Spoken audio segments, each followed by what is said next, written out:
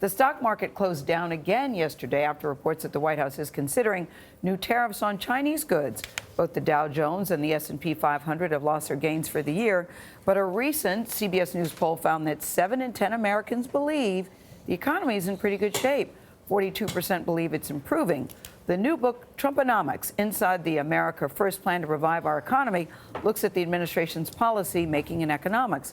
Co-author Stephen Moore is here. He's a visiting fellow at the Heritage Foundation. He has advised President Trump on taxes and other issues, and he joins us at the table to discuss. Welcome to you, Stephen Moore. Hi, good morning. With your pretty tie. I am so impressed, Gayle. You actually read the book. Yes, I got lots of questions Thank you. for I'm flattered. Let's start with this, because you said during your first meeting with Donald Trump, he wanted to talk taxes. He said he wanted his tax cuts to be bigger and more beautiful than Reagan's tax cut. Those were his words.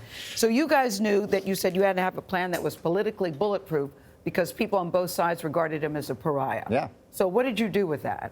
Well, first of all, that's absolutely true. Remember, at that time, that was back around January of 2016, the Democrats didn't like Donald Trump very much, but the Republicans didn't like him very much either. They viewed him as a threat to the party. And we met with Donald Trump in his office at Trump Tower. I know you've been there to meet with him. And he was, one of the most interesting things was, I went into that room. I knew 14 of the other 15 Republicans running for president. The only one I had never met was Trump. And I had a very negative impression of him. You thought he was brash and a media hawk. Yeah, I thought his run for the presidency was a publicity stunt, frankly.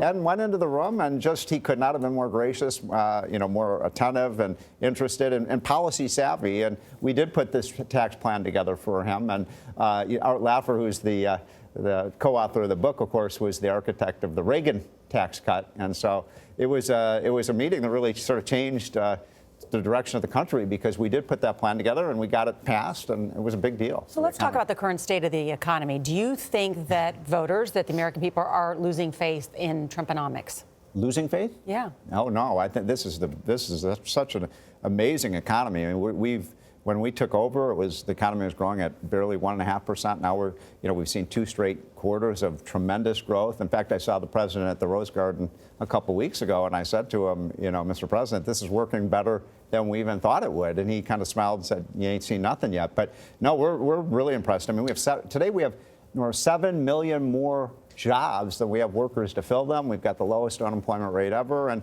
look, am I worried about the stock market? Yes. Well, and the latest GDP report talked about tariffs essentially dragging down growth. Do you agree that that's a problem? That's a great point. He didn't follow your advice on that. No, he didn't. Well, sometimes he does. And when he asked Art Laffer and I to work with him, and Larry Kudlow, by the way, we worked as a team. As you know, Larry's now the chief economist for Trump. We said, well, Donald, we can't work for you because we're for free trade and you're a trade protectionist. And I remember he got very angry at that. He said, I am not a trade protectionist. He said, I believe in international commerce and international trade. He said, but we've got to have a better deal. We've got to get tough with some of these countries. Stephen, let me just one quick point.